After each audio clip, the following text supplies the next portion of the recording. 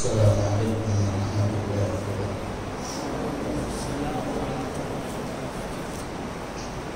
الحمدللہ رب العالمین والصلاة والسلام علی سید الانبیاء والمرسلین۔ اعوذ باللہ من الشیطان الرجیم، بسم اللہ الرحمن الرحیم۔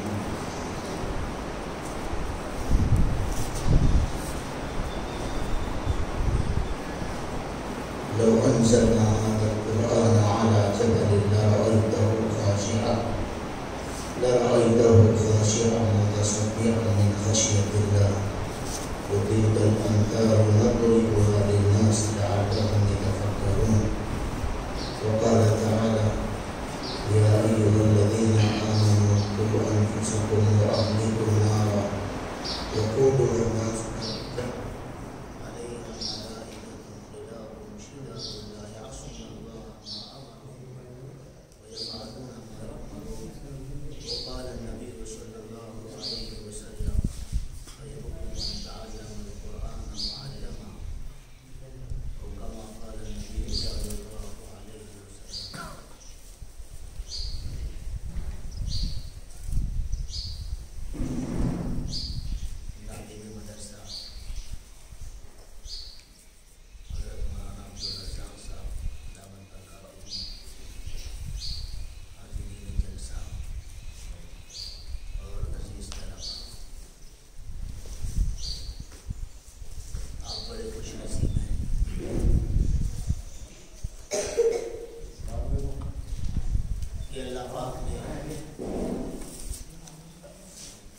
تعلیم کے حصول کے لیے قرآن کریم کو سیکھنے، اس کو یاد کرنے اور اس کو سمجھنے کے لیے اللہ پاک نے آپ کو چنا ہے۔ یہ اللہ پاک کا انتخاب ہے، کوئی اتفاقی بات نہیں ہے کہ آپ نے اس مدرسے میں داخلہ لیا ہے، بلکہ اللہ پاک کی توفیق سے آپ یہاں آئے ہیں۔ والدین نے آپ کو اس مدرسے میں داخلہ دلوایا اور والدین کے دلوں میں اللہ پاک نے علم دین کی عظمت پیدا کی۔ اس کے نتیجے میں انہوں نے یہ طے کیا کہ ہم نے حفظ نہیں کیا، عالم نہیں بن سکے، کم از کم ہم اپنے بچوں کو عالم بنائیں۔ تو انہوں نے حفظ قرآن کے فضائل سنے اور علماء دین اہمیت کو اور ان کے مقام اور مرتبے کو سنا، تو انہوں نے ارادہ کیا کہ اپنے بچے کو حافظ بنائیں، عالم بنائیں۔ بچے تو دنیا میں کروڑوں ہیں، کروڑوں بچے اسکولوں میں ہیں، کالجوں میں ہیں، اور چند بچے مدرسوں میں ہیں۔ جو بچے مدرسوں میں قرآن کریم کو سیکھ رہے ہیں وہ سارے بچوں میں سب سے اچھے ہیں، سب سے اونچے ہیں، سب سے افضل ہیں، اس لیے کہ حضور اکرم صلی اللہ علیہ وسلم نے ارشاد فرمایا: تم میں سب سے بہترین شخص وہ ہے جو قرآن کریم کو سیکھنے اور سکھائے۔ فرشتے آپ کے پیروں کے نیچے پر بچھائے ہوئے ہیں، سمندر کی مچھلیاں آپ کے لیے دعائیں مغفرت کر رہی ہیں، بلوں کی چونٹیاں آپ کے لیے مغفرت کو طلب کر رہی ہیں۔ تو یہ فضیلت ان طلباء کے لیے حاصل نہیں ہے جو دنیاوی فنون کے حصول کے لیے لگے ہوئے ہیں، مختلف ڈگریاں حاصل کر رہے ہیں، ان کے لیے یہ فضیلت نہیں ہے۔ فضیلت ان لوگوں کے لیے ہے جو دین کا علم حاصل کرتے ہیں، بڑی فضیلت ہے۔ در مختار کے مقدمے میں امام محمد علیہ الرحمہ کے انتقال کے بعد اسماعیل بن رجا علیہ الرحمہ نے انہیں خواب میں دیکھا، تو اسماعیل بن رجا علیہ الرحمہ نے امام محمد علیہ الرحمہ سے پوچھا کہ اللہ پاک نے تمہارے ساتھ مرنے کے بعد کیا سلوک کیا؟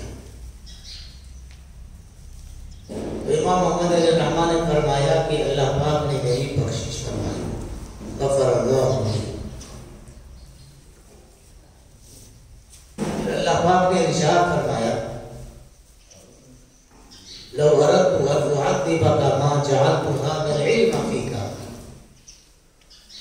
اگر میں تمہیں عذاب دینا چاہتا تو پھر میں تمہیں علم دین سے سرفراز نہ کرتا۔ عذاب سے بچانا مقصود تھا، اس لیے میں نے تمہیں علم دین سے سرفراز کیا ہے۔ تو پھر میں نے یہ بات پوچھی، فَإِنَّ ابو یوسف علیہ الرحمہ جو آپ کے دوست تھے، آپ کے ہمدست تھے، آپ کے ساتھی تھے، وہ کہاں ہیں؟ امام محمد علیہ الرحمہ نے فرمایا کہ وہ مجھ سے 2 درجے بلندی پر ہے، ان کا اونچا مقام ہے۔ پھر پوچھا کہ حضرت ابو حنیفہ علیہ الرحمہ کہاں ہیں؟ فرمایا ہیہات ذاک فی اعلی علیین، ان کا مقام تو بہت اونچا ہے، وہ اعلی علیین میں۔ تو اس واقعے سے، اس خواب سے یہ بات معلوم ہوگی کہ جن لوگوں کو اللہ پاک اپنی پکڑ سے، اپنی گرفت سے بچانا چاہتے ہیں، انہیں علم دین سے سرفراز کرتے ہیں۔ اور جو لوگ دین کا علم حاصل کرتے ہیں وہ انبیاء علیہ السلام کے وارث ہیں، ان کا اونچا مقام ہے۔ لوگ دل کی گہرائیوں سے ان کی عزت کرتے ہیں۔ دنیا والوں کی جو عزت ہوتی ہے وہ مال کی وجہ سے ہوتی ہے، پیسے ختم ہو گئے تو لوگ ملنا جلنا چھوڑ دیتے ہیں، عزت بھی ختم ہو جاتی ہے جو عارضی عزت ہوتی ہے۔ جن لوگوں کے آگے پیچھے ایک بڑا عملہ ہوتا ہے، جب چلتے ہیں تو ایک قافلہ ہوتا ہے، ہٹو اور بچوں کی آوازیں لگتی ہیں اور لوگوں کو روکا جاتا ہے کہ پہلے یہ حاکم وقت ہے، یہ گزریں گے، پھر بعد میں تم گزر گئے۔ تو یہ لوگ قابل عزت نہیں ہیں جن کے لیے راستے بنائے جاتے ہیں۔ لوگ راستوں پر کھڑے کھڑے ان لوگوں کو جن کے لیے راستے روکے جاتے ہیں، راستہ بنایا جاتا ہے، ان کو برا بھلا کہتے ہیں کہ تمہاری وجہ سے ہم کو یہاں رکنا پڑا، پریشانی اٹھانی پڑ رہی ہے، برا بھلا بھی کہتے ہیں۔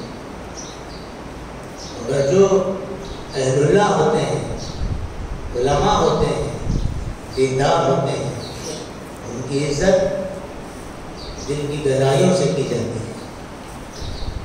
ان سے ملنے کے لیے لوگ دور دراز کا سفر کرتے ہیں، اور بس ان کی یہ نیت ہوتی ہے کہ حضرت کی ایک جھلک نظر آئے، دیدار ہو جائے، ملاقات ہو جائے، ان کی بات سننے کا ہمیں موقع ملے۔ عبداللہ ابن مبارک علیہ الرحمہ اپنے وطن سے چلے اور وقت کے بادشاہ ہارون رشید علیہ الرحمہ ربقہ شہر میں موجود تھے، ان کے ساتھ حشم اور خدم تھے، نوکر تھے، غلام تھے، اپنے محل میں قیام کیے ہوئے تھے۔ اتنے میں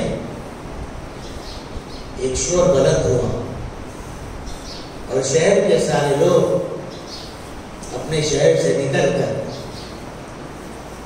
دوڑ رہے ہیں، تیزی سے چل رہے ہیں، یہاں تک کہ پورا شہر خالی ہو گیا۔ باندی محل کے بالا خانے سے یہ دیکھ رہی تھی کہ لوگ اپنے گھروں اور اپنی دکانوں کو چھوڑ کر تیزی کے ساتھ سب کے سب ایک جانب چل رہے ہیں، دوڑ رہے ہیں۔ تو اس نے تحقیق کی کہ شہر کے سارے لوگ شہر کیوں خالی کر رہے ہیں۔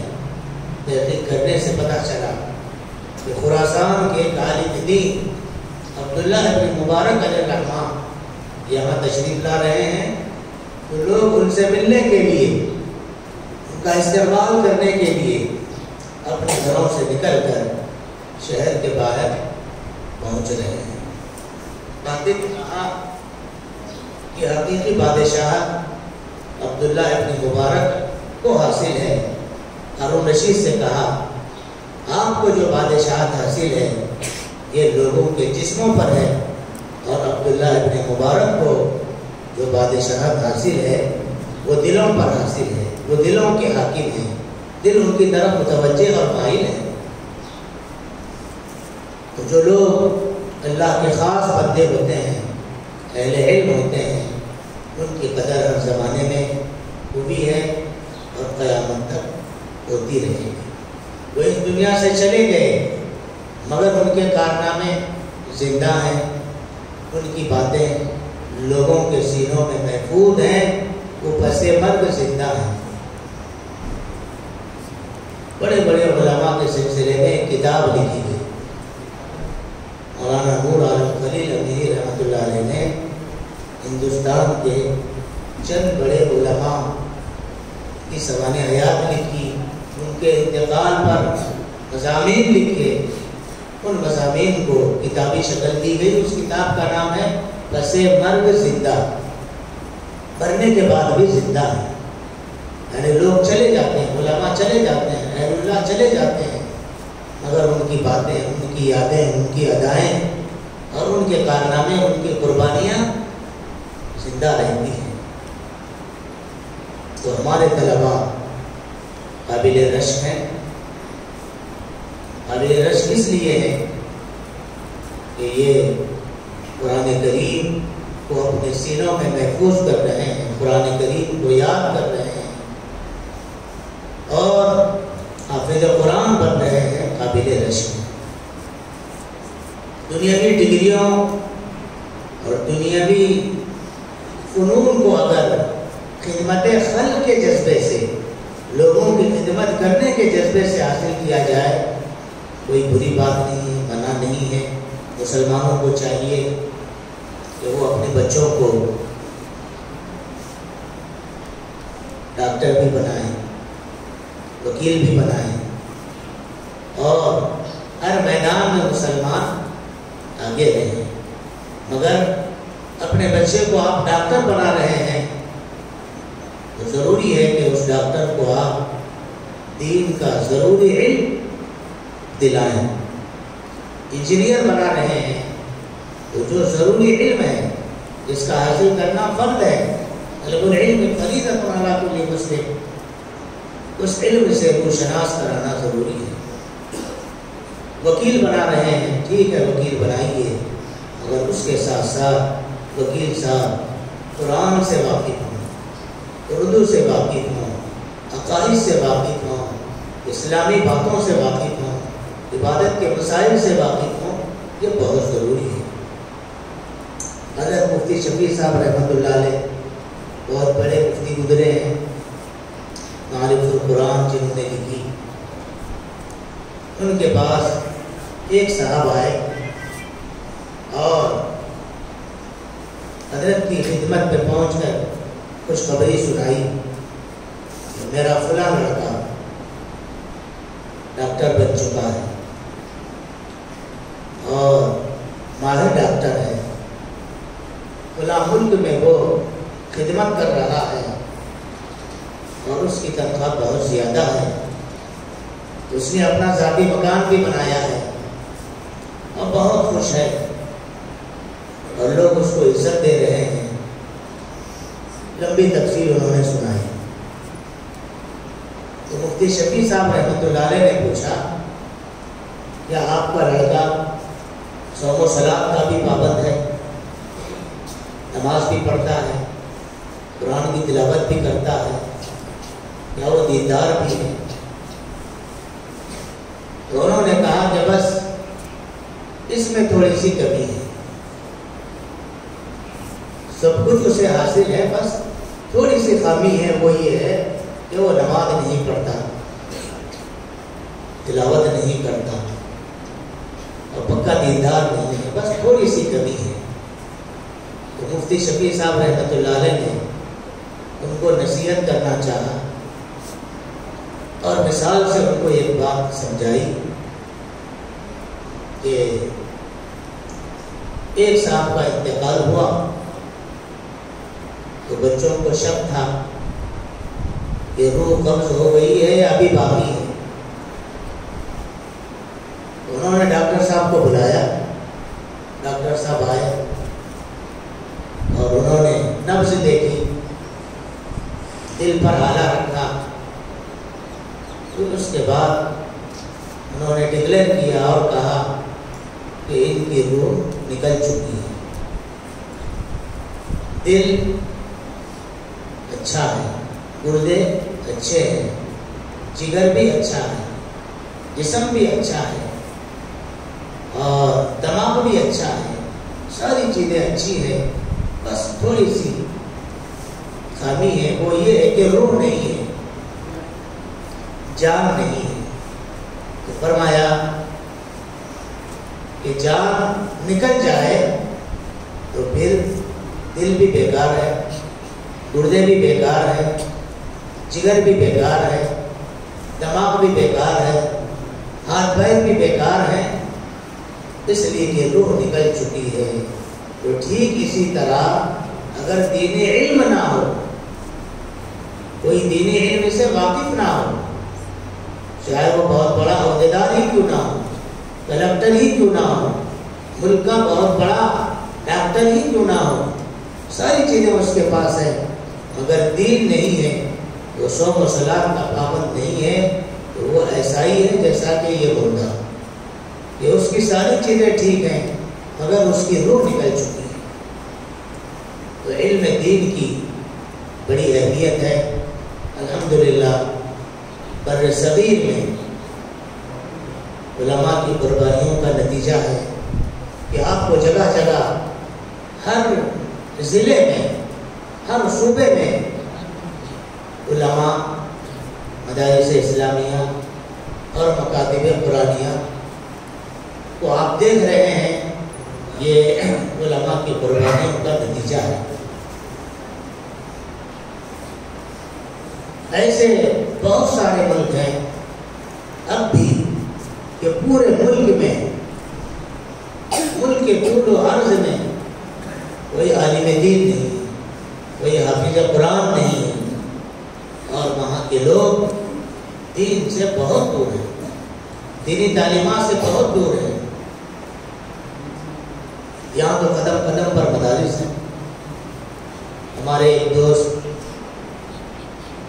ابھی 2 سال پہلے انہوں نے اردن کا سفر کیا، وہاں سے آئے تو انہوں نے یہ بات سنائی کہ وہاں کے ایک مقامی صاحب نے ہمیں ایک کارگزاری سنائی، وہ یہ تھی، انہوں نے یہ کہا کہ میرا بھائی ایک ملک سے عالم بن کر آیا، حافظ بن کر آیا، اور وہاں اردن میں کھلے عام ہر ایک کو مدرسہ کھولنے کی، مدرسہ چلانے کی اجازت نہیں ہے، حکومت ہی چلاتی ہے۔ تو انہوں نے سوچا کہ الگ سے جگہ لے کر کسی عمارت میں، کسی بلڈنگ میں مدرسہ شروع کرنے کے بجائے خاموشی سے، چپکے سے اپنے مکان میں 2 4 5 بچوں کو میں قرآن سکھاؤں، دینی تعلیم سے آراستہ کروں، اس ارادے سے انہوں نے اپنے گھر کے ایک کمرے میں مدرسہ شروع کیا۔ 2-3 دن کے بعد حکومت کے کارندے آئے، پولیس والے آئے، اور انہوں نے مولانا کو گرفتار کیا کہ تم اپنے گھر میں ہماری اجازت کے بغیر کسی کو عالم نہیں بنا سکتے۔ یہ کس ملک کی بات ہے؟ اسلامی ملک کی بات ہے، اردن کی بات ہے، جو انبیاء علیہ السلام کا مدفن ہے، حضرات صحابہ رضوان اللہ تعالی علیہ مجمعین جہاں مدفون ہے، اسلامی ملک ہے جہاں عربی بولی جاتی ہے، انبیاء کی سرزمین میں کسی آدمی کو اپنی طرف سے مدرسہ چلانے کی، مکتب کھولنے کی اجازت نہیں ہے۔ آپ خوش نصیب ہیں، ہر کوئی جو ذی استعداد ہو اور امت کے سلسلے میں وہ غمزدہ ہو تو وہ اپنے مکان میں، اپنے علاقے میں مدرسہ کھول سکتا ہے۔ الحمدللہ یہاں پابندیاں نہیں ہیں، مدرسہ کھولنے پر کوئی پابندی نہیں ہے۔ تو ایسے بہت سارے ملک ہیں جہاں جہالت بہت زیادہ ہے۔ ایک اور دوست ہمارے ایک ملک میں گئے، انہوں نے وہاں کی جہالت کو بتلایا، 3 باتیں انہوں نے بیان کی۔ مجھ سے انہوں نے کہا، بلکہ سارے ساتھیوں کو انہوں نے کارگزاری سنائی، ملک کی جہالت بہت زیادہ ہے۔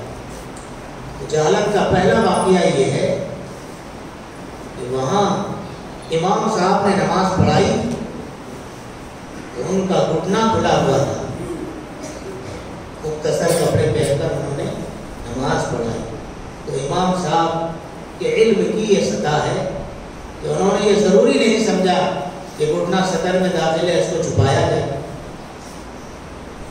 تو جب امام صاحب کی علمی سطح یہ ہے تو آپ اندازہ لگائیے کہ عوام کتنی جاہل ہوگی۔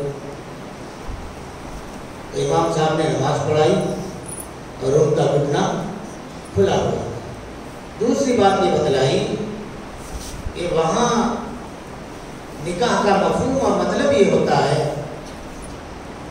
کہ لڑکا پسند آ گیا اور لڑکی پسند آ گئی، دلہے والے دلہن والے سب راضی ہیں کہ ان کا نکاح ہو جائے، بس راضی ہونے کا مطلب ہے نکاح ہو جانا، راضی ہو گئے بس نکاح ہو گیا، تو گواہوں کی ضرورت نہیں ہے، ایجاب و قبول کی ضرورت نہیں ہے، نہ گواہوں کی ضرورت ہے نہ ایجاب و قبول کی ضرورت ہے۔ تو بتایا گیا کہ یہ تو نکاح نہیں ہوا، یہ تو گناہ ہوا، بدکاری ہوئی، یہ بات ساتھیوں نے بتلائی۔ اور تیسری بات وہاں انہوں نے یہ دیکھی کہ بہت ساری پرانی مسجدیں وہ ہیں جن کا رخ قبلے سے کچھ ہٹا ہوا ہے، اور انہیں بارہا یہ بات بتلائی گئی کہ آپ رخ ٹھیک کر لیں، مسجد کو شہید کر دیجئے، اس کا رخ ٹھیک کر دیجئے، مگر وہ لوگ اس بات پر اٹل ہے کہ یہ پرانی مسجد ہے، ہمارے باپ داداؤں نے اس کو بنایا ہے، تو ہماری دلی خواہش ہے کہ یہ جو کہ کیوں رہے، تو قبلے سے ہٹ کر نماز پڑھی جا رہی ہے، قبلے کی طرف رخ کرنے کے بجائے، مکمل طور پر پورے طور پر رخ کرنے کے بجائے ہٹ کر نماز پڑھ رہے ہیں۔ تو یہ صورتحال ہے، مختلف ملکوں کی جہالت بہت زیادہ ہے۔ تو ہم بڑے خوش نصیب ہیں کہ ہندوستان میں جگہ جگہ مدارس اسلامیہ موجود ہیں، مکاتب قرآنیہ موجود ہیں۔ علم کے بغیر اگر کوئی ایمان قبول کر لے اور اس میں علم نہیں ہے تو ظاہر ہے کہ اس ایمان کا کوئی اعتبار نہیں ہوگا۔ علم سے ہی پتہ چلے گا کہ اللہ پاک ایک ہے، اللہ کی یہ صفات ہیں، مرنے کے بعد حساب و کتاب ہوگا، یہ علم ہی ہے، جنت اور دوزخ یہ علم ہی ہے جس کو دل کی گہرائیوں میں اتارنا ہے اور اس کو عقیدہ بنانا ہے۔ تو علم کے بغیر ایمان مکمل نہیں ہو سکتا، علم کے بغیر ایمان کی حفاظت نہیں کی جا سکتی، اس لیے کہ جب تک یہ پتہ نہ چلے کہ یہ بات ایمان کے خلاف ہے اور یہ بات ایمان کے مطابق ہے، یہ شرکیہ کام ہے، یہ اسلامی کام ہے، یہ کفریہ باتیں ہیں، یہ اسلامی باتیں ہیں، جب تک آدمی کو علم نہ ہو اس وقت تک اس کے ایمان کی حفاظت نہیں ہو سکتی۔ تو ایمان کی حفاظت کے لیے، ایمان کی تقویت کے لیے علم کا ہونا بہت ضروری ہے۔ علم کی دو قسمیں ہیں، ایک وہ علم ہے جس کا حاصل کرنا کہ ہر ایک کے لیے ضروری ہے، طلب العلم فریضۃ علی کل مسلم، چاہے وہ آدمی ڈاکٹر ہو، چاہے کلکٹر ہو، چاہے انجینئر ہو، کچھ بھی ہو، مگر دین کا ضروری علم حاصل کرنا اس کے لیے فرض عین ہے، ضروری ہے۔ اور ایک علم ہے تفصیلی، جس کا حاصل کرنا فرض کفایہ کے طور پر ہے کہ بستی میں چند لوگ عالم بن جائیں جو مسلمانوں کی رہبری کر سکیں تو کافی ہے۔ سب کا عالم دین بننا اور سب کا حافظ قرآن بننا فرض نہیں ہے۔ چند لوگ اگر عالم دین بن جائیں، حافظ قرآن بن جائیں تو یہ سارے بستی والوں کی طرف سے، سارے علاقے والوں کی طرف سے کافی ہوگا۔ جو ضروری علم ہے اس کو حاصل کرنے کے لیے ظاہر ہے کہ وہ حضرات جو کاروبار میں لگے ہوئے ہیں، شادی شدہ ہیں، بڑی عمر کے ہیں، تو کسی مدرسے میں داخلہ لے کر 8 سال 10 سال علم حاصل نہیں کر سکتے۔ ان کو علم دینے کے لیے ضروری ہے کہ مسجد کی سطح سے علم کو عام کیا جائے، لوگ آئیں، علماء سے ملاقات کریں، آدھا گھنٹہ 1 گھنٹہ فارغ کریں، تو وہ علم حاصل کرنے کے لیے جب اپنے گھر سے چلیں گے، مسجد کی طرف چلیں گے، مدرسے کی طرف چلیں گے، تو ظاہر ہے کہ جب وہ علم کی طلب لے کر چلیں گے تو طالب علم بن جائیں گے، تو فرشتے ان کا بھی استقبال کریں گے، اپنے پروں کو بچھائیں گے، اور بلوں کی چونٹیاں اور سمندر کی مچھلیاں ان کے لیے استغفار کی دعائیں کریں گی۔ تو یہ فضیلت صرف چھوٹے بچوں کے لیے یا صرف ان کے لیے جو مدرسے میں پڑھتے ہیں ان کے ساتھ خاص نہیں ہے، بلکہ ہر اس شخص کے لیے یہ فضیلت حاصل ہوگی جو دین کا علم حاصل کرنے کے لیے علماء کی خدمت میں جائے گا اور مسجد پہنچ کر امام صاحب سے مسائل معلوم کرنے کا ارادہ ہو، تو ایسے شخص کے لیے بھی یہ فضیلت موجود ہے اور یہ وہ اس فضیلت کا مستحق ہو سکتا ہے۔ حدیث کا مفہوم ہے کہ جو شخص قرآن کی ایک آیت حاصل کرتا ہے، اس کو یاد کر لیتا ہے، تو قرآن کی ایک آیت کو یاد کر لینا 100 رکعت نفل نماز پڑھنے سے بہتر ہے۔ اور علم کا ایک باب معلوم کرنا، ایک باب، مثلا وضو کے سارے مسائل آپ نے معلوم کیے تو یہ وضو کا ایک باب ہوا، تیمم کے مسائل آپ نے مکمل معلوم کیے تو یہ بھی علم کا ایک باب ہوا، نماز کے مسائل مکمل معلوم کیے تو یہ نماز کا ایک باب ہوا۔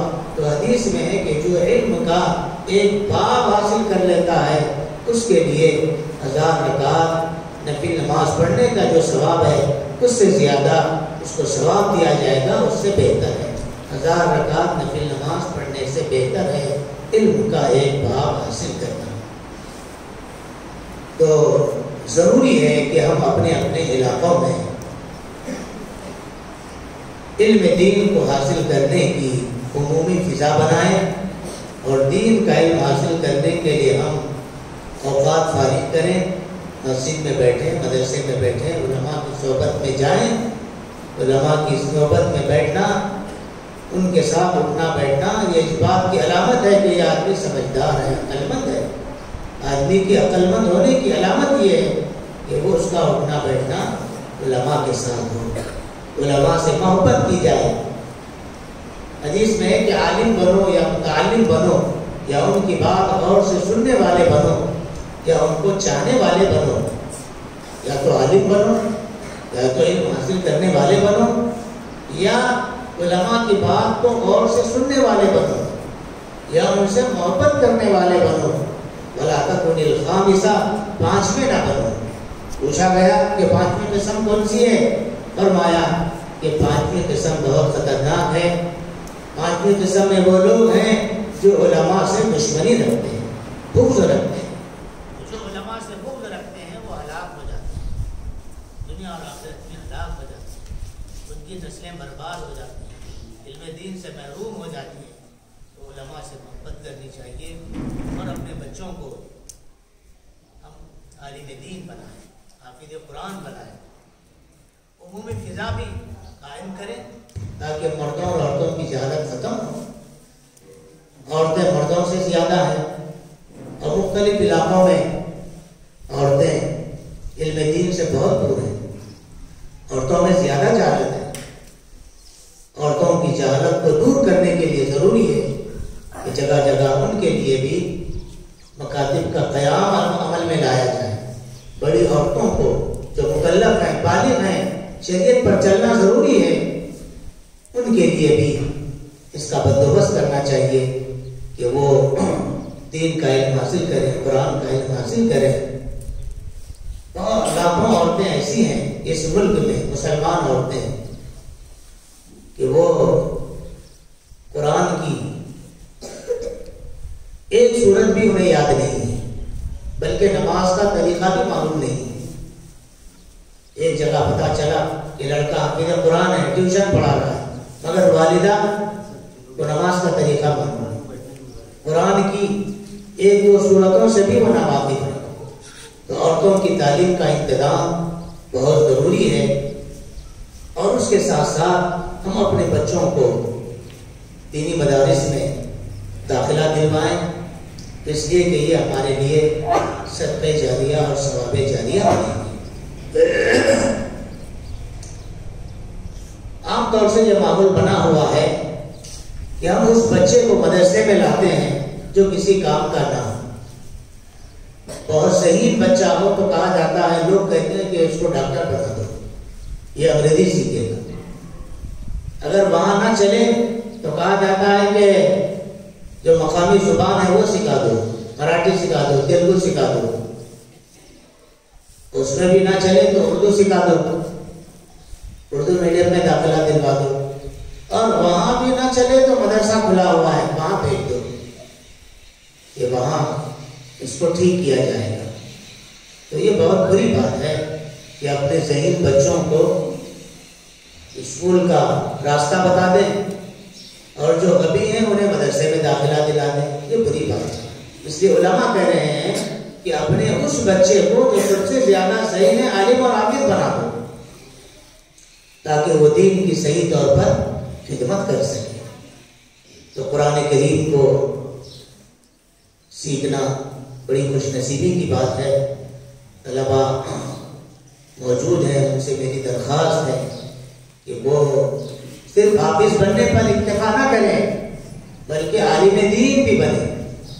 حافظ قرآن کا مطلب یہ کہ آپ نے قرآن کو یاد کر لیا، قرآن میں کیا ہے، اللہ پاک کا کیا پیغام ہے، اس کو سمجھنے کے لیے ضروری ہے کہ آپ عالم دین بھی بنے، عربی زبان سیکھیں، قرآن کو سمجھیں، قرآن کی تفسیر آپ پڑھیں، حدیث پڑھیں، حدیث کے اصول حدیث پڑھیں، فقہ پڑھیں، اصول فقہ پڑھیں، اور شریعت کا مکمل دین دلائل کے ساتھ حاصل کریں، تاکہ آپ لوگوں کی صحیح رہبری کر سکیں اور صحیح رہنمائی کر سکیں۔ بسا اوقات ایسا ہوتا ہے، ہو رہا ہے شہروں میں، ماں باپ مطمئن ہیں کہ ہم نے اپنے بچے کو حافظ بنا دیا ہے اور ہماری جنت پکی ہو گئی،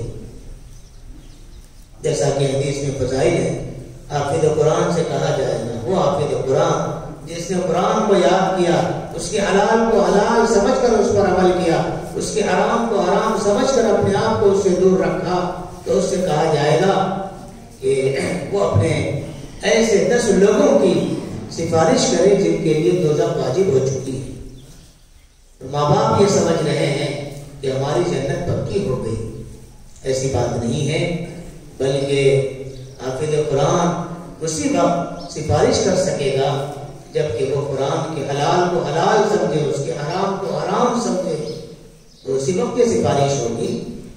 تو حفظ کرانے کے بعد اپنے بچوں کو دینی ماحول سے ہٹا دینا اور دینی ماحول سے دور رکھنا یہ کوئی اچھی بات نہیں ہے، بلکہ بعض دفعہ تو وضع خطا بھی بدل جاتی ہے، پتہ نہیں چلتا کہ یہ حافظ قرآن ہے، یہ عالم دین ہے، تو وضاحتہ اسلامی رہے، دینی ماحول میں لگے رہیں، اس کے لیے ضروری ہے کہ جیسے ہم اپنے بچوں کو حافظ قرآن بنا رہے ہیں، انہیں عالم دین بھی بنائیں، اور اللہ پاک انہیں عزت کی روزی دیں گے، جہاں وہ رہیں گے انہیں عزت کی روزی ملے گی، استغنا کے ساتھ رہیں گے۔ جو علماء ہوتے ہیں، حفاظ ہوتے ہیں، ان میں استغنا کی صفت ہوتی ہے اور ہونی چاہیے، اور اللہ پاک انہیں بھوکا نہیں رکھیں گے، عزت بھی دیں گے، دولت بھی دیں گے، ان کی ضرورتوں کو پوری کریں گے، اور سرپرست حضرات نہ مایوس ہوں نہ پریشان ہوں کہ اگر ہمارا بچہ صرف حافظ قرآن بنے گا تو پھر اس کی زندگی کیسے گزرے گی اور اس کا مستقبل کیسے ہوگا۔ اس سلسلے میں فکر کرنے کی ضرورت نہیں ہے۔ اللہ پاک خود کفیل ہیں، جو دیندار ہوتے ہیں اور جو دین کی خدمت کرتے ہیں، اللہ پاک ان کی ضرورتوں کو آسانی سے پوری کرتے ہیں۔ صفات کو اپنے اندر پیدا کرنے کی کوشش کی جائے۔ ایک اہم واقعہ ہے، اس کو آپ سنیں، حدیث میں ہے من لم یتغنى بالقرآن فلیس منا۔ اس حدیث کے دو مطلب بیان کیے گئے۔ جو قرآن کو اچھی آواز میں نہ پڑھے وہ ہم میں سے نہیں ہے۔ قرآن کو اچھی آواز میں پڑھنے کی کوشش اور مشق کرنی چاہیے۔ دوسرا مطلب یہ بیان کیا گیا کہ جو حافظ قرآن پڑھنے کے بعد، قرآن والا بننے کے بعد لوگوں سے بے نیاز نہ ہو، بلکہ لوگوں کی دولت پر اس کی نگاہ ہو، ان کے مال پر اس کی نگاہ ہو۔ حضور صلی اللہ علیہ وسلم نے ایسے آدمی کے سلسلے میں بیداغی کا اظہار فرمایا، فلیس منا، وہ ہمارے ہم میں سے نہیں ہے، یعنی میرے راستے پر نہیں ہے۔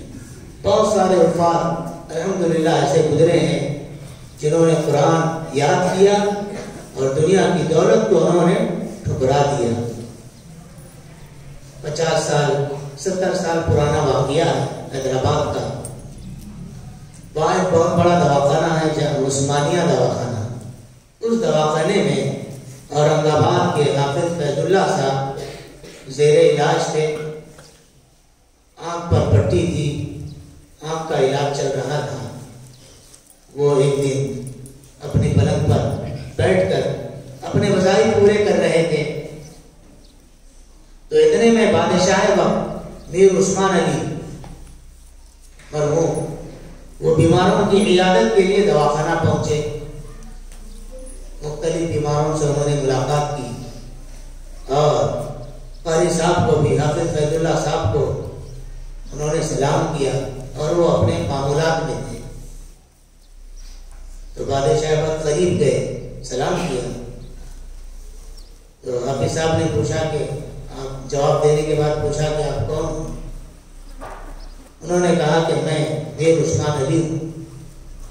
حافظ صاحب نے پوچھا میر عثمان علی، کون سے میر عثمان علی؟ بادشاہ وقت فرما روا ہے دکن؟ تو انہوں نے عرض کیا کہ ہاں میں میر عثمان علی ہوں، بادشاہ وقت ہوں۔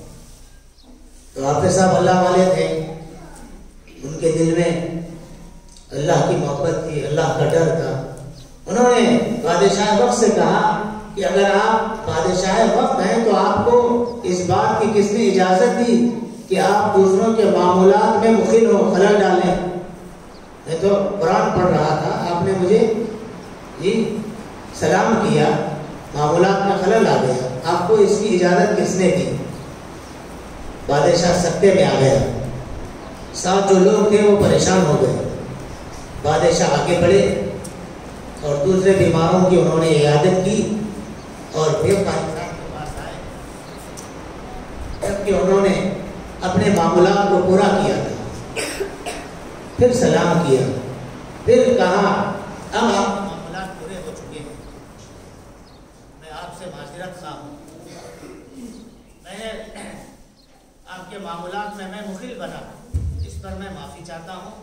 اب بتائیے کہ آپ کی طبیعت کیسی ہے؟ تو قاضی صاحب نے کہا کہ آنکھ کا آپریشن ہوا ہے، 2-4-5 دن کے بعد یہ پٹی کھل جائے گی، انشاءاللہ افاقہ ہو جائے گا۔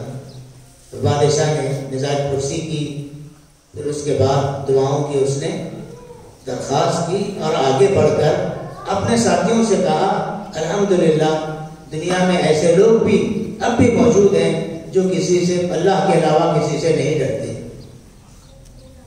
کسی کا روگ کسی کا دبدبا ان کے دلوں میں نہیں ہوتا۔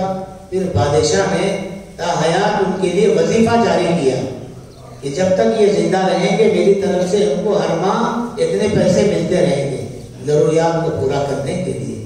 تو جو حقیقی علماء ہوتے ہیں، وہ جو حقیقی حفاظ ہوتے ہیں، انہیں عزت بھی ملتی ہے اور ان کی ضرورتیں آسانی کے ساتھ پوری ہو جاتی ہیں۔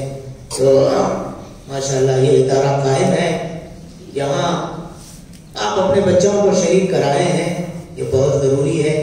ادارے کی حفاظت کرنا اور اس کو مستحکم کرنا یہ ہماری دینی ذمہ داری ہے، اس لیے کہ یہ اسلام کے مضبوط قلعے ہیں۔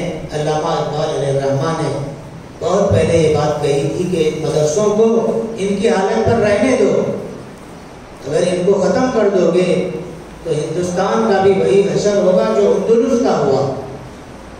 اندلس میں 800 سال مسلمانوں نے حکومت کی، پھر اس کے بعد حکومت ختم ہو گئی، مسجدیں ویران ہو گئی، مدرسے ویران ہو گئے، مسلمانوں کو ملک چھوڑنا پڑا۔